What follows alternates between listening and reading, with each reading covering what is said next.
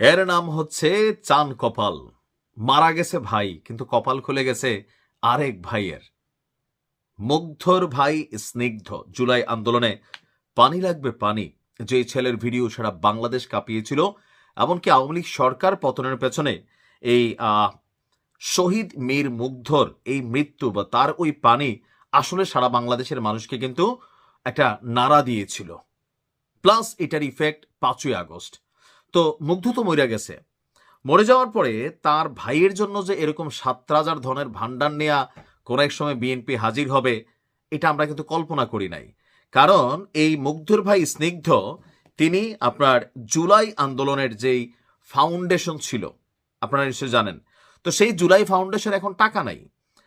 তো জুলাই ফাউন্ডেশনের অনেকেই এখান থেকে পদত্যাগ করছেন, সরকারও এটাতে ফান্ডিং সম্ভবত বন্ধ করে দিছে কিনা জানি না। হঠাৎ করে জুলাই আন্দোলনের ফাউন্ডেশনের টাকা নাই, 100 কোটি টাকা দিয়ে স্টার্ট আপ হয়েছিল। এখন সেই জায়গায় একটা বড় দায়িত্বে ছিলেন স্নিগ্ধ, পরে সেখান থেকে তিনি আবার সরে গেলেন। তখন কেউ কেউ বলতেছিল যে জুলাই আন্দোলনের এটা শেষ, এখন নতুন কোনো কিছুর চিন্তা। সবার মনোযোগ ছিল যে মুগ্ধের ভাই স্নিগ্ধ এনসিবিতে যাবে, কিন্তু হঠাৎ করে জনাব তারেক রহমান নিজে ভিডিও কলে থেকে, ছবিটা প্রথমে দেখছেন না, তারেক জিয়া নিজে ভিডিও কলে ছিলেন, আর মুগ্ধর ভাই স্নিগ্ধ বিএনপির সদস্য ফরম পূরণ করতেছিল। কিন্তু কেন? পেছনে আসেন আবার মূল ঘটনা। সংশ্লিষ্ট সূত্র বলছে, গণমাধ্যমের করা প্রতিবেদন, যে গত 4 নভেম্বর রাতে মীর মাহবুবুর রহমান স্নিগ্ধ তিনি বিএনপির প্রাথমিক সদস্যপদ সংগ্রহ করেছেন, কারণ ডাইরেক্ট তিনি সংসদে যাবেন। বুঝতে পারেন না? এবার আসেন মূল ঘটনা। সংশ্লিষ্ট সূত্রটি বলছে, স্নিগ্ধর প্রাথমিক সদস্যপদ নেওয়ার সময় জনাব তারেক রহমান ভার্চুয়ালি যুক্ত ছিলেন। এছাড়া বিএনপির মহাসচিব মির্জা ফখরুল ইসলাম আলমগীর, স্থায়ী কমিটির সদস্য আমির খসরু, নজরুল ইসলাম খান, স্নিগ্ধর বাবা মোহাম্মদ মোস্তাফিজুর রহমান তিনিও উপস্থিত ছিলেন। গুঞ্জন আছে ঢাকা 18 আসন থেকে।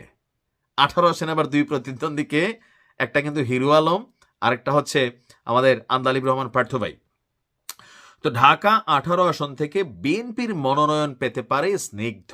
তার মানে বুঝছেন তো কেন এমনি এমনি পোলাপান জায়গা ছাড়ে না, আগে একটা সেটেলমেন্ট হয় তারপরে। নয়তো স্নিগ্ধ পলিটিক্যালি এমন কোনো ক্যারেক্টার না, বা তিনি জুলাই আন্দোলনের এমন কোনো বড় যোদ্ধা না, তার ভাই মারা গেছে।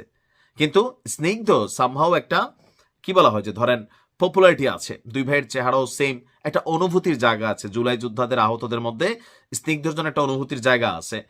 তো এখন সেই জায়গাটাকেই স্বাভাবিকভাবে বিএনপি পলিটিক্যালি ব্যবহার করতে চাচ্ছে। ইভেন জুলাই যোদ্ধাদের সম্পৃক্ততা এখানে জরুরি, যে বিএনপি যে তারা যে নমিনেশন দিল, তারা যে মনোনয়নগুলো দিল, তো সেইখানে তারা জুলাই যোদ্ধাদের কি মূল্যায়ন করলো, এই স্নিগ্ধকে কানেক্ট করলে জুলাই যোদ্ধাদের মূল্যায়নের একটা জায়গাও কিন্তু বিএনপির ঝুলিতে আসবে।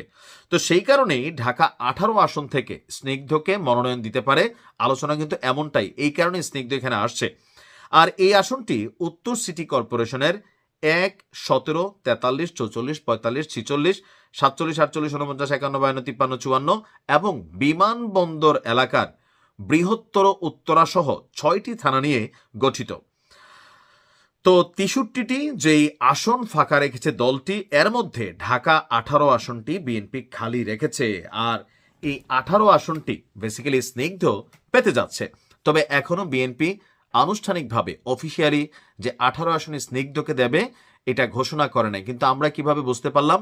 যেহেতু তথ্যসূত্র ছিল বিএনপির ঊর্ধ্বতন জায়গা থেকে, আর পাশাপাশি জুলাই আন্দোলনের যারা আহত নিহত আছেন তাদের পরিবারকে কানেক্ট করার মাধ্যমে জুলাই আন্দোলনের বা জুলাই যোদ্ধাদের একটা স্বীকৃতি বা একটা অবস্থান পার্লামেন্ট পর্যন্ত নেওয়ার, এটাও পার্ট অফ পলিটিক্স, সেটা বিএনপি করছে। আর এই ক্ষেত্রে এটা কাজে দেবে। স্নিগ্ধর চান কপাল, এক ভাই মরে গেল, কবরে গেল, আর আরেক ভাই ধারাবাহিকভাবে একের পর এক বড় বড় অফার থাকে না, এটার নাম হচ্ছে কপাল, রিজিক। আপনার রিজিকে থাকতে হবে।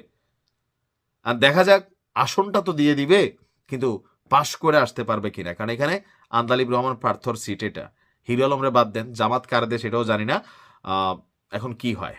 যাই হোক, বেস্ট অফ লাক স্নিগ্ধ, ভালো থাকুন, আসসালামু আলাইকুম।